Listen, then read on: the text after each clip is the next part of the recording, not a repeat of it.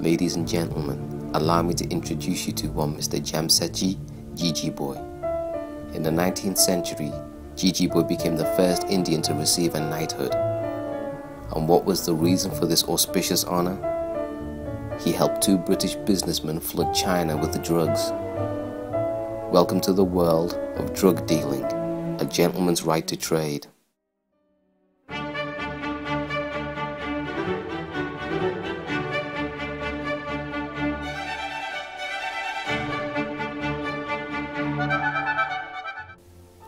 To the average person, drug dealers look like this. However, if you look back in history, they also kinda look like this. The sap of the Papaver somniferum, or the poppy, has been used for medical purposes for centuries. The Islamic empires pioneered its medical use, and it soon made its way to China via the Islamic trade routes. Over time, opium began to be used in a more recreational manner. The Dutch smoked it with tobacco, the most addictive form. The Chinese soon copied the Dutch, and opium dens subsequently sprang up in and around China's trading ports. In Britain, it was more commonly taken in an alcoholic solution, known as laudanum, or tincture of opium. Queen Victoria used to put it in her tea to get a good night's sleep. Arthur Conan Doyle's Sherlock Holmes was an opium addict. His friend Watson disapproved of his opium use for nothing more troublesome than that he thought it made him lazy. A large portion of the opium trade was handled by the English, in particular the East India Company, or the EIC for short. Founded in the reign of Elizabeth I, the EIC became chiefly involved in the cotton trade, which China was their chief buyer. However, in the 1820s, the Chinese economy collapsed, and subsequently so did the cotton trade with China. Being the protean and mercurial entity that it was, the EIC quickly shifted to opium exports. Though there was no actual law in Britain to prevent them from trading opium, the EIC did not want to be openly associated with the trade for image reasons. Thus, they gave the opium to smugglers such as William Jardine and James Matheson to trade on their behalf.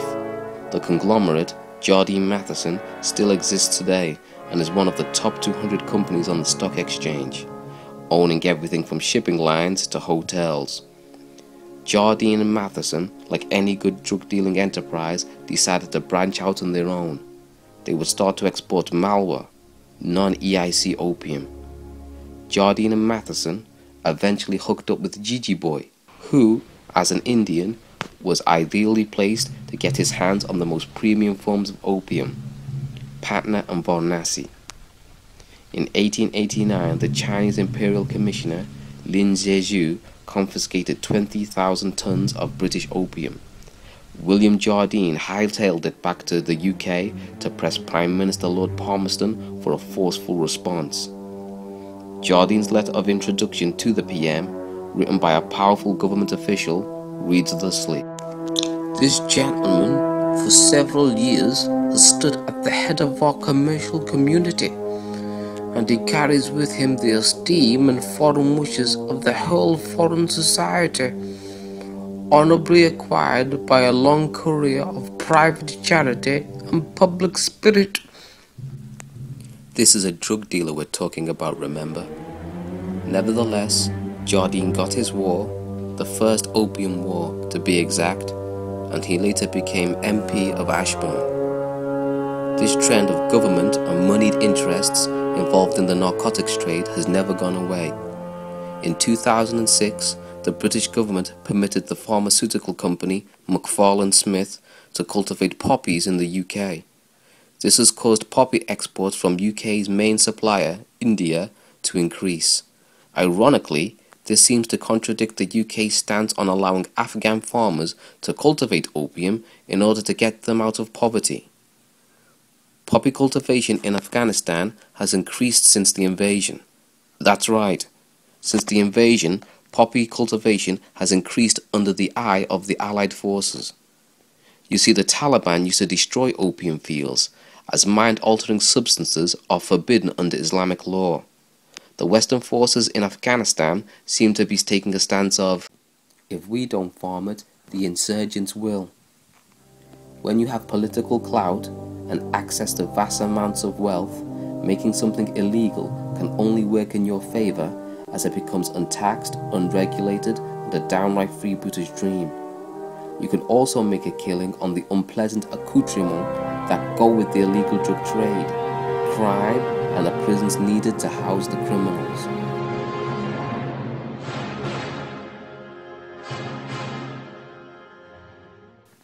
Many prisons are businesses. They have board members. They are floated on the stock market, and thus their shareholders want the stock to go up. Prisons need inmates in order to stay profitable. That is why, in some US states, in order to attract business, the governors are actively telling correctional facilities companies that they, the state in question, will keep the prisons at 90% capacity, i.e., they'll provide inmates to go into the prisons. The private prisons, they actually go to a town and say, if you'll use your tax money to buy the land and build a facility, we'll rent it from you and you'll get rich and we'll get rich and we'll all be rich together. Well, that only works if there's prisoners in the bed, so now you're starting to find people that fit the criteria. Now you actually can pay people to go out and look for people that fit the criteria, and now it's going to grow faster. You can't let that town fail, so you can't change the way you think about locking people up. So you need a new enemy. It's the same enemy, you just need more of them. It's all connected. Tougher drug sentencing, Bill Clinton's 3 strikes and you're out, stop and frisk. If this all seems a little bit too far-fetched, then allow me to introduce you to Michael C. Rupert. Michael C. Rupert is a former LA narcotics detective. During the 80s, Rupert was astounded by the sudden influx of drugs pouring into urban areas. He decided to follow the trail. What he found was CIA agents were actually shipping in the drugs. Some of the agents involved Rupert had actually done undercover drug deals with. This is Michael at a local town meeting where he confronts the chief of police. Personally exposed to CIA operations and recruited by CIA personnel who attempted to recruit me in the late 70s to become involved in protecting agency drug operations in this country.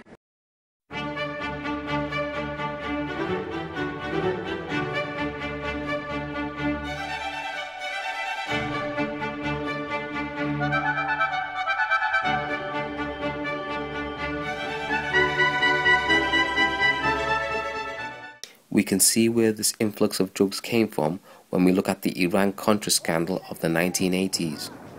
During the Iran-Iraq War of that period, the US wanted to provide arms to factions in Iran in order to undermine the Ayatollah.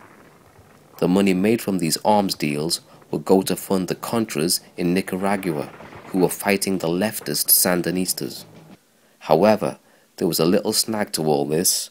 Due to an arms embargo, it was actually illegal to sell Iran weapons. This didn't stop the members of the Reagan administration from doing it covertly. Fingers were pointed at Reagan, who denied all knowledge. However, Lieutenant Oliver North claimed Reagan and Vice President George Bush Sr. had full knowledge, something he would later expand upon in the subsequent Senate hearings. The Contras also had a rather lucrative CIA-backed cocaine industry on the go. This cocaine would soon find its way into the urban areas of the USA.